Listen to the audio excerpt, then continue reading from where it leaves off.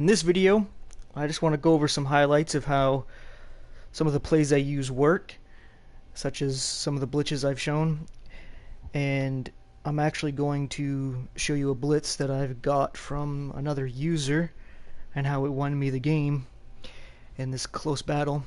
It really shouldn't have been this close, but I threw a couple of picks. One, not necessarily my fault. I didn't pick up a blitz. As I threw, I got decked. The ball just kind of flew right up to the second blitzer coming in. He caught it, ran it in for a touchdown. I think the other one, I did make a bad decision, or it was a bad pass. He returned it for a touchdown. But other than that, I was holding him pretty well in check once I got used to how he was playing. But, yeah, I'll get into this. I'll just show you player stats real quick so you get an idea how this game went. He has 1 touchdown, 3 interceptions, completing only 50% of his passes. Me, doing much better. And Brock, not that good of a quarterback when it comes to Madden or real life, not gonna lie. Running, usually I love to run the ball, but this game just didn't play out that way. I had a good average. He'd had some pretty decent running, but I guess I stopped him enough behind the line that he just decided, yeah, I'm not going to keep running. He did get a touchdown on a draw when I wasn't expecting it at the beginning of the game. We both had our star receivers play big. He made a mistake at the end of the first half. It was 4th and goal on about the 4 or 5. I think it was about the 5, and he went for it, and he spread it out with 5 guys. So I had everybody in coverage except for 2 guys coming in after him. So he had nowhere to throw it, and eventually one of those guys, when he rolled out, forced him to throw the ball onto the dirt. And with just 5 seconds left, I threw it up to Hopkins, 95-yard touchdown. It was just a Hail Mary, hoping for the best, and it actually worked. It ended up tying the game at 14 at half, and I received. And from there, I pretty much controlled the game, but still made a couple mistakes that cost me. Anyway, just showing how the stats went here. His offensive line obviously played better. I had 2 sacks as well, but they were on blitzes where the guys were able to get through untouched, and that's one of the things I want to show in this. I had, as you can see here, with the blitzes also work well for run blitzing, where I've had plenty of tackles for a loss, and they also, of course, cause turnovers, as I got 2 interceptions with Jackson and a game-winning interception by Brian Cushing, which I'll show. I guess that sums up the game. Another thing is practice your kicking. This game came down to a kick with 2 seconds left in the game, and of course the kicker was ice, so it was a little awkward, especially with Nick Novak. Ended up making it, but something you should definitely do is practice kicking and take the points. When it's 4th down and you're in field goal range, take the points. I'm the only one that punted. That's one of the things I think messed him up. He did make a few 4th down conversions, but there was a couple that he got stuffed on that I think hurt him pretty good. I'll show that in, hey wait, it's right there, team stats. 3rd down conversions and whatnot. On 3rd down conversions, I stopped him on each one, except on 4th downs, except for that one where he was on the goal line, he got stuffed. I did go for 3 4th downs. I usually don't, but when it's 4th and 1, 4th and inches, I will go for it. Especially when I'm playing a game where the guy I'm playing goes for it on 4th down. It feels like, you know what, I need to have that edge. He only went for a 2-point conversion because he missed an extra point, and he ended up getting it. But anyway, time of possession is a big thing. If you can control the ball, you can control the game. But I'm jibber-jabbering showing you this stuff. I want to show some of the highlights here.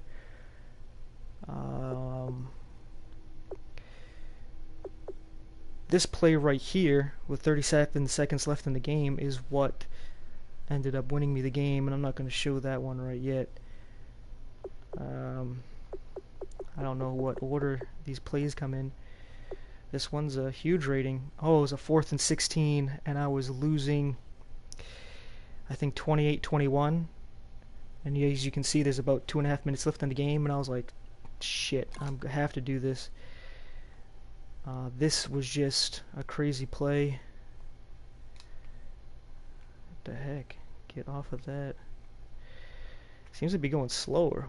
Or is it just me? Alright. Fedorowicz, number 87, makes this play here. And it's a crazy play. You can see he comes out here. This is a play that I've used in past Maddens, where you have a bunch and there's two guys who do kind of like a wheel route that the running back usually does, Miller and Fedorowicz, while Strong goes right up the seam and cuts in, and I spread him out to leave this area here hopefully open for Fedorowicz, and it actually worked. I just had to throw kind of behind him. As right here, I threw right behind the defender here so that Fedorowicz can cut in front of him, and then I usered that. See, I turned in him here, I cut in front, he breaks the tackle, and this is what tied the game up at 28, well, led to the tie at 28. I don't know why an incomplete pass is a highlight. I want to show some of the ones that this guy got against me. He did some pretty good blitzes that ended up paying off big for him. Eli Insect. I think that's the play that tied it up.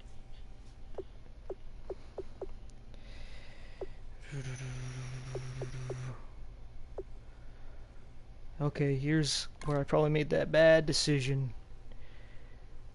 Oh, I remember, it was on a screen, and he played it pretty well. I remember now. Sometimes man coverage is all you gotta do to beat a screen. And here, I kept doing this play with the running back loops around. I know a lot of people do that. And I decided, you know what, I'm gonna change it up. I'm gonna throw him over there, but then I'm going to throw the screen. And as you can see, what got me is that Eli Apple looks like he's going to run over and keep going after Miller, and I'm already decided I'm going to throw it, and I throw a nice little lob for Eli Apple to grab, and he returns it to the house. And it was right after he got a sack that threw the ball up that he returned for a touchdown, and he missed the extra point. So I was up 21-20, and then this happens. He gets the 2-point conversion to take the lead, and that was very frustrating.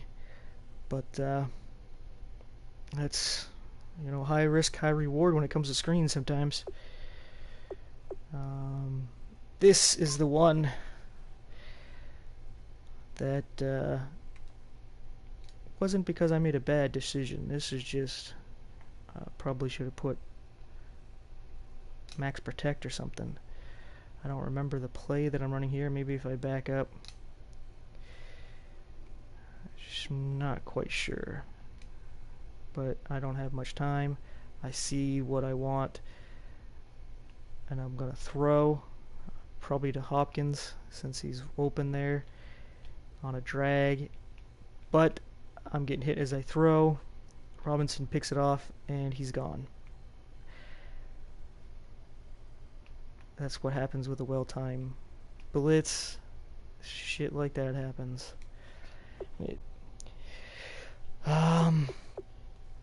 Now I guess I'll show this blitz that won me the game here. I'm using a defensive lineman right there because I'm actually putting him in a zone. This is from the 3-3-5 odd, and it's a corner blitz. And what I did is I shifted defensive line over to the right, and I ended up putting, I can't get off my guy, I put my nose tackle into a spy, and I put my right end into a hook zone, and then I usered him because what's going to happen is you're going to get a lot of pressure off the side. These two guys are coming in, they take up the edge, which frees the corner to come in as long as one of these guys doesn't block. And as you can see, that pressure comes in because the tight end stays in the block, but he doesn't get anybody. These guys come in free. It forces him out of the pocket. Now this is with like 30 seconds left in the game. And you can see how him rolling out benefited me because I put Bowfolk in a zone here, spy,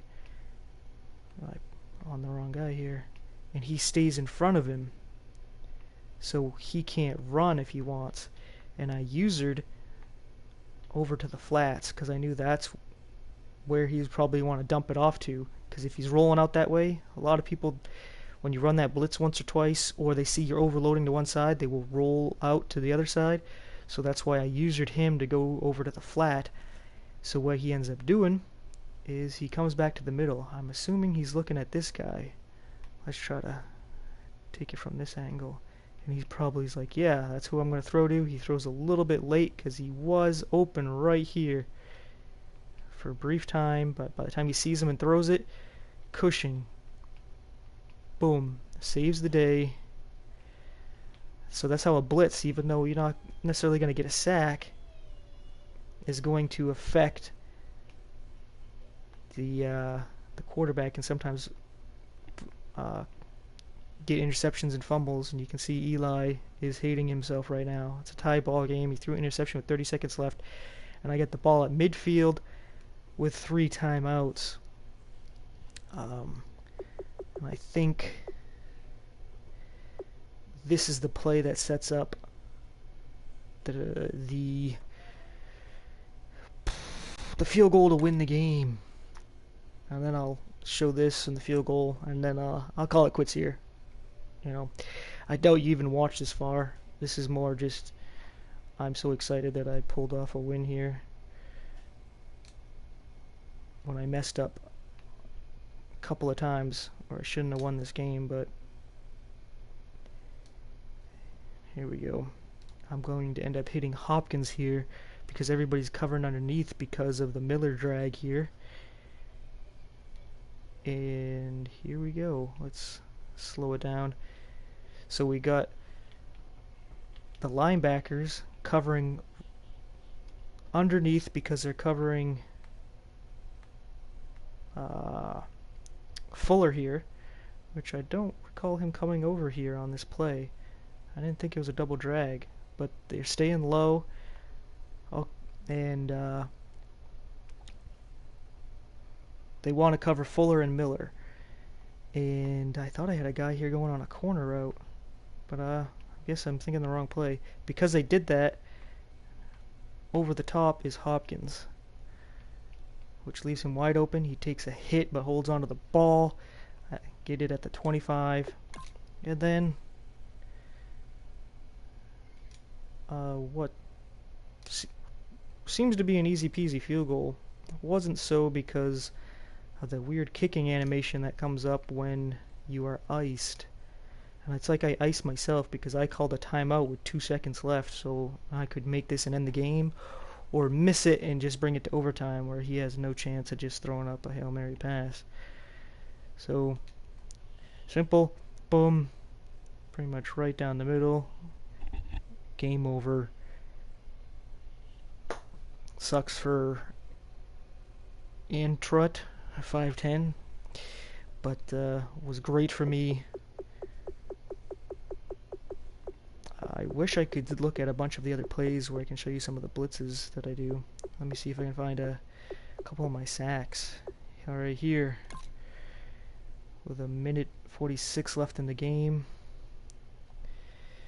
See if I can know what blitz I'm doing here. I think it's one I already showed from the 3-3-5 odd, where I have my DB blitzing, my second middle linebacker blitzing, my left outside linebacker blitzing, and I shift the line to the left of screen and I crash them in.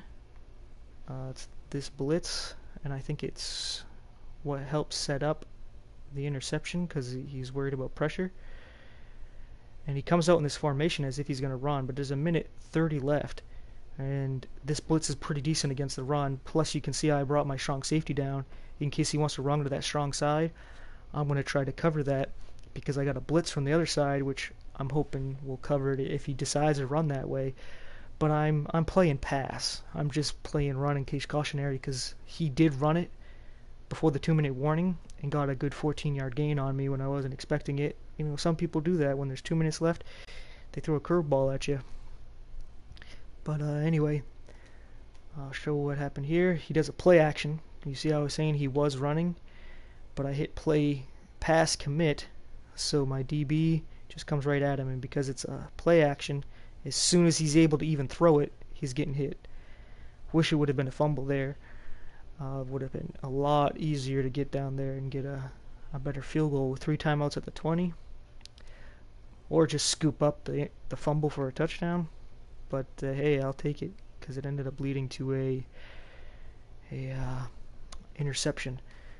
I wish I could show the sack I got with the strong safety blitz. I don't think I showed that one, but I have a nice strong safety blitz that works pretty well as long as you know, everything works out. You know, they don't block a running back to that side and don't shift blocking to that side. Your guy gets in and messes the play up. But anyway, thanks for checking this out. It was one of those crazy games coming down to the end. I'm still running on that adrenaline. Wanted to jibber jabber about it. So yeah, thanks for watching. Take care.